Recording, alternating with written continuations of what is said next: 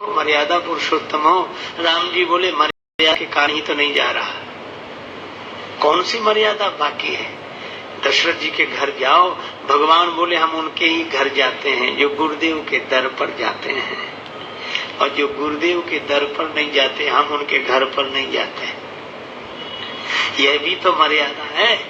अगर हम दशरथ जी गुरु जी के पास न जाएं, हम उन्हें मिल जाएं, तो लोग यही कहेंगे कि गुरु जी की क्या जरूरत है, भगवान तो जाते हैं।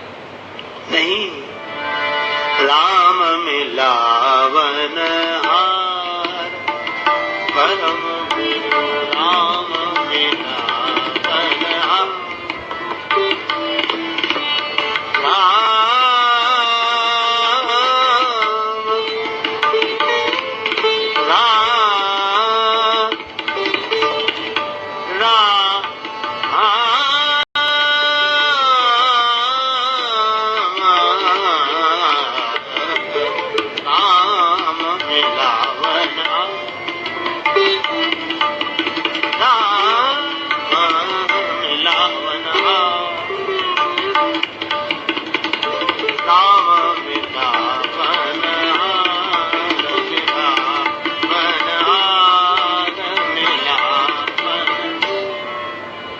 दशरथ जी गुरु जी के यहाँ गए तो उन्हें भगवान के पास नहीं जाना पड़ा, भगवान उनके पास आ गए।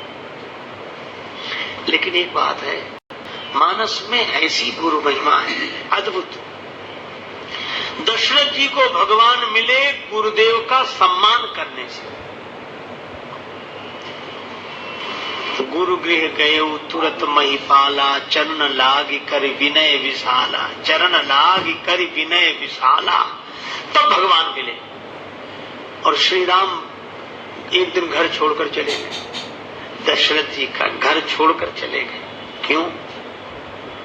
राम जी के वन जाने के कई कारण होंगे, पर मुख्य कारण एक ही है, लीलावश ही सही, भ्रमवश दशरथ जी के द्वारा गुरुदेव का अपमान हो गया।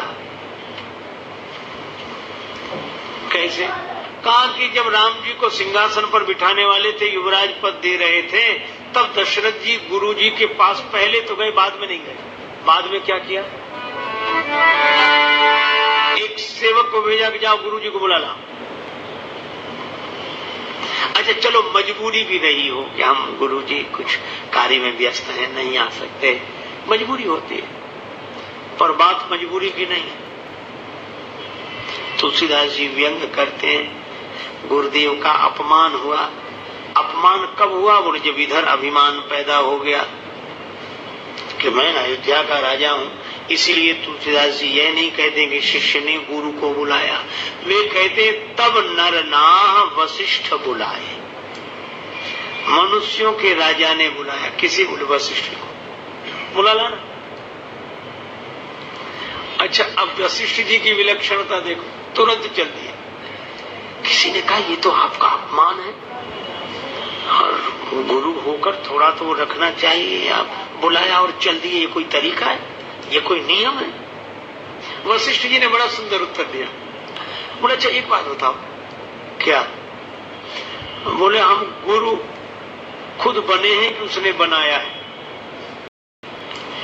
क्या माइक्रोसॉफ्ट एक्सेल और पावर पॉइंट को बोले उसकी दृष्टि में गुरु हैं, उसकी दृष्टि में गुरु हैं, और आज वो गुरु नहीं देख रहा, लघु देख रहा है, तो दृष्टि तो उसकी है। हमारा हम में कुछ नहीं है। वो गुरु देखेगा तो उसका कल्याण होगा, लघु देखेगा तो उसका पतन होगा। हमारा हम में हमारा कोई अभिमान नहीं है। हम न गुरु हैं न लघु हैं, हम तो जैसे के तैसे हैं, ज्यों के त्यों हैं। वृंदावन के सुप्रसिद्ध संत श्री उड़िया बाबा जी महाराज से एक बार किसी ने कहा कि आप लोग इतनी गुरु महिमा क्या जरूरत है गुरु की? गुरु के बिना काम नहीं चल सकता क्या? बाबा कुछ नहीं बोले। तो उसने दोबारा पूछा कि हम आपसे ही पूछ रहे हैं। बाबा मुस्कुराकर बोले कि तुम हमसे ये सवाल क्यों पूछ रहे हो? तो वो बोला जानने के लिए। बाबा बोले इसी के लिए गुरु की जरूरत होती है। आजकल लोग बहुत गुरु बनाने की कोई जरूरत नहीं, गुरु की क्या जरूरत हो, और हम तो खुद ही गुरु हैं और भगवान ही गुरु हैं। वो सब भावनाएं अच्छी हैं, लेकिन इस परंपरा का अवश्य पालन करना चाहिए। हमारे गुरुदेव कहा करते थे, जब तक आत्म लखे नहीं कोई सुखी न होई, और बिन सदगुरु के लखा न जावे भेष पंथ हो कोई। इसलिए एक सज्जन बोले, गुरुजी जो मंत्र देते हैं वो तो किताबों में लिखे। कई लोग किताबों से मंत्र इकट्ठे करके पूछते हैं, क्या दिया हो गुरुजी ने मंत्र? यही बताया हो, ये नहीं दिया होगा तो ये दिया होगा, ये नहीं, ये तो हमें पहले से पता है, उसमें क्या है। अब गुरु की कोई जरूरत नहीं। लेकिन एक बात याद रखें, फिर भी गुरु की बहुत जरूरत है। मंत्र तो वही है, लेकिन पुस्तक उस तक नहीं ले जाएगी। पुस्तक तो केवल पुस्तक है, उस दिशा में धक्का दे सकते हैं। अच्छा एक बात समझो आप, एक आदमी गया बाजार से कारतूस खरीद लाया, ले आया, मिल गए किसी तरह। अच्छा कारतूस तो ले आया, बंदूक नहीं थी उसके पास, तो वो क्या करे, कारतूस को ऐसे हाथ में ले और पत्थर की तरह फेंक कर दीवार पर मारे। बोलो कारतूस कारगर होगा? है कारतूस असली, दुकान बहुत बढ़िया है, और जहां से लाया वह भी ठीक है। हाथ में लेकर कारतूस दीवार पर पत्थर की तरह मारता है, तो थोड़ा बहुत पत्थर का ही प्रभाव भले ही पड़ता हो, पर कारतूस पूरी तरह कारगर नहीं होता। लेकिन दूसरे का ठहर, कारतूस तो सही है लेकिन ऐसे कारगर नहीं होगा। और जब वही कारतूस बंदूक की नली में रखकर चलाया जाता है तो पूरी तरह कारगर होकर अपना पूरा प्रभाव प्रकट कर देता है। मैं भी आपसे यही निवेदन कर रहा हूँ कि ये कारतूस मंत्र की जो मंत्र हैं, ये कारतूसों की तरह है और ये किताबें दुकानों की तरह है। तो जैसे दुकान से कारतूस मिल जाते हैं, किताबों में मंत्र मिल जाते हैं। लेकिन याद रखें, ये मंत्र तब तक कारगर नहीं होंगे। कब तक?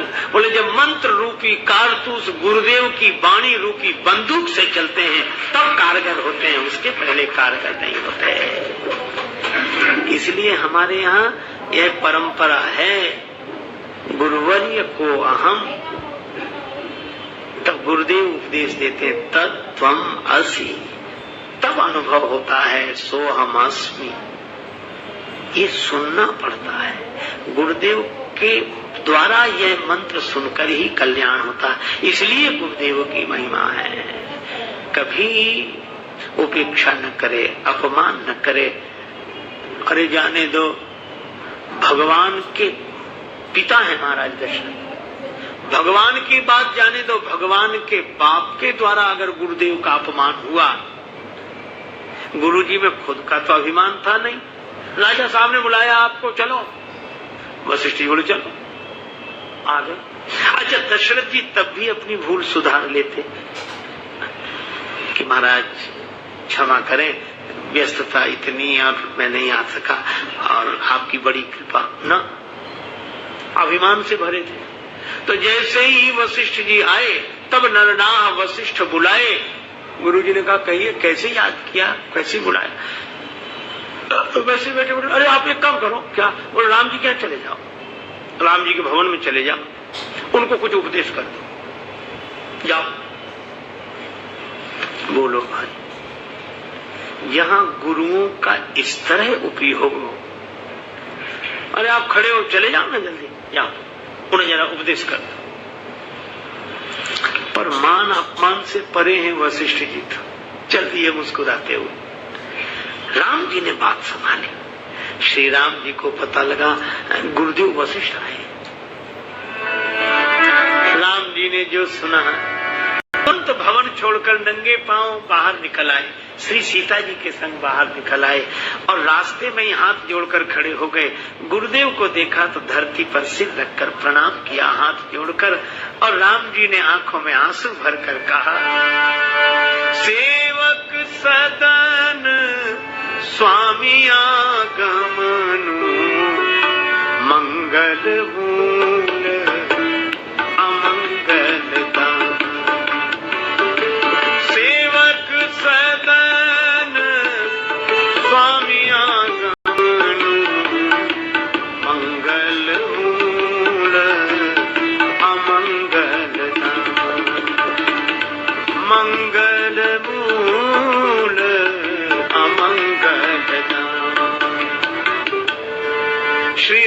कहते हैं यद्यपि सेवक के घर स्वामी का आगमन, मुझे हाल ही में पता चला ये अमंगल हरण करने वाला है, मंगल की सृष्टि करने वाला है। मेरा सौभाग्य जो गुरुदेव पधारे, पर गुरुदेव यह उचित नहीं हुआ। गुरु वशिष्ठ बोले क्यों, उचित क्या था राम? राम जी बोले उचित तो यह था कि राम को वहां बुला लिया होता। पिताजी मुझे आज्ञा देते कि जाओ गुरु जी के पास आशीर्वाद लेकर आओ, उपदेश लेकर आओ।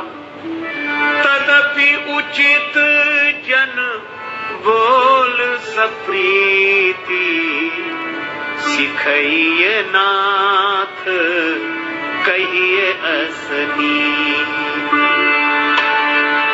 राम को वहां आना चाहिए था। वशिष्ठ जी भाव विवल हो गए, नेत्रों में प्रेम जल भर आया। बोले राम तुम तो तुगे हो, कसन राम तुम राखव नीति, धर्म से तुम पालक हो, तुम्हें मर्यादा मालूम है, तुम्हें गुरु महिमा मालूम है, तुम्हारे जैसा गुरु भक्त और कौन। लेकिन राम सबसे मैं वो बात नहीं कहता है, तुमसे जरूर एक बात कहता हूं। उपदेश तुम्हें क्या देना, पर संयम पूर्वक रहना। पर एक बात सुन लो, राम करौ सब संयम आजू, जो विधि कुशल निवाहे काज। अगर विधाता कुशलता से ये कार्य पूरा हो जाने दे तो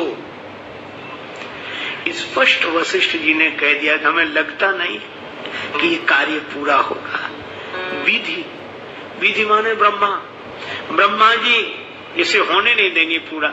कहा क्यों नहीं होने देंगे? बोले विधि बिगड़ गए, नाराज हो गए। क्यों नाराज हो गए? बोले जब यहाँ विधि बिगड़ जाती है तो वहां विधि बिगड़ जाते हैं।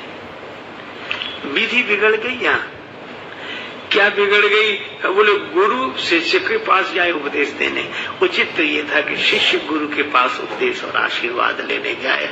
राम जी बोले गुरुदेव आप ठीक कहते हैं, और दूसरे दिन वही हुआ। भगवान वनवासी हो गए और राम जी गए, लक्ष्मण जी गए, सीता जी गई। इसका अर्थ है कि जिसके द्वारा गुरुदेव का अपमान होगा, या जहाँ गुरुदेव का अपमान होगा वहाँ न ज्ञान होगा, न वैराग्य होगा, न भक्ति होगी, कुछ नहीं होगा।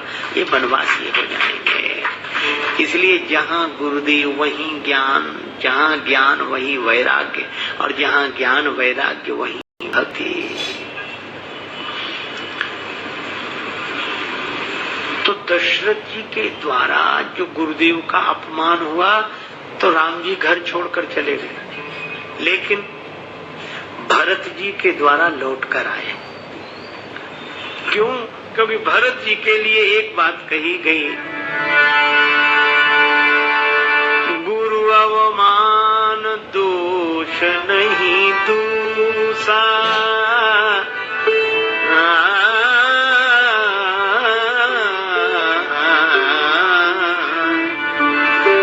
के द्वारा गुरुदेव का अपमान नहीं हुआ। गुरु अवमान दोष नहीं दोषा।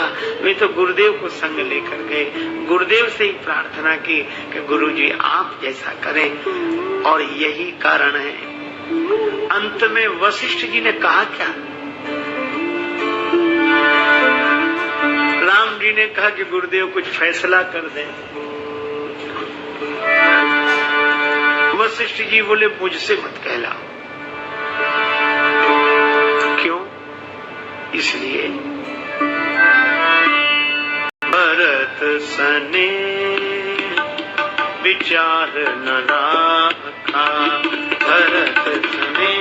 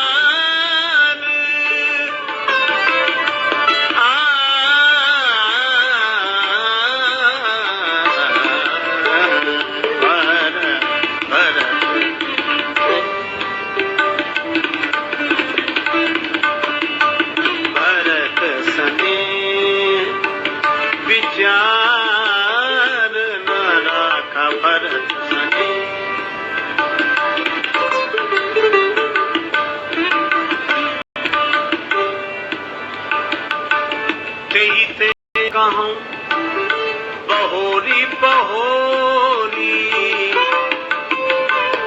भरत भगति बस भई मति मोरी, भरत सने विचार न राखा, भरत सने भरत सने भरत सने भरत। गुरुजी बोले कि मैं निर्णय नहीं दे सकता, भरत के प्रेम के बस में हो गई मेरी बुद्धि। भरत के प्रेम ने विचार रहने नहीं दिया।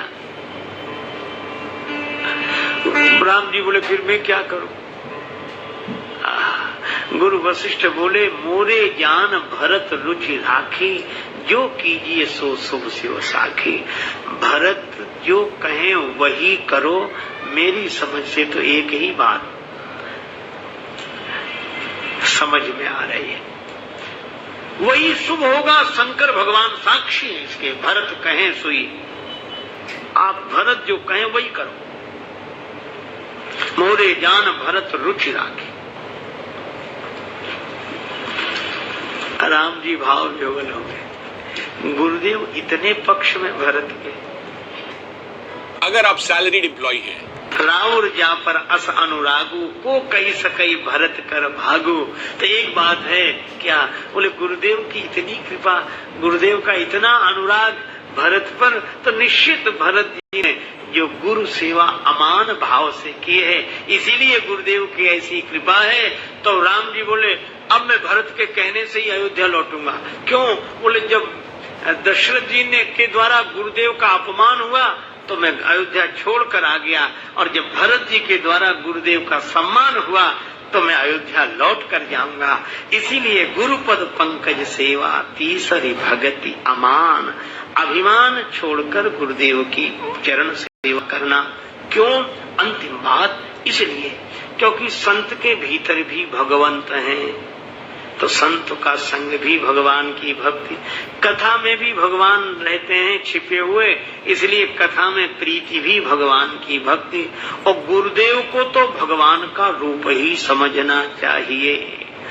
भक्तमाल में कहा भक्ति भक्त भगवंत गुरु, चतुर नाम बपु एक, तिनके पद वंदन किए ना सही विघ्न अनेक। भगवान कहते गुरुदेव को मेरा ही रूप समझो, उनकी चरण सेवा अभिमान रहित होकर करो तो मेरी ही भक्ति होगी। इसलिए गुरु पद पंकज सेवा तीसरी भगति अमान। ऐसे भगवान इन भक्तियों का वर्णन करते हैं, और इनमें से कोई एक भक्ति दृढ़ता से आ जाए तो किसी यत्न प्रयास की जरूरत नहीं। भगति करत बिनु जतन प्रयासा, संस्कृति मूल अविद्या नाशा। इसी के साथ वाक्य पुष्पांजलि भगवत चरणारविंद में अर्पित करते हुए चर्चा को विराम बड़े प्रेम से लें प्रभु का पावन नाम। जय सिया राम।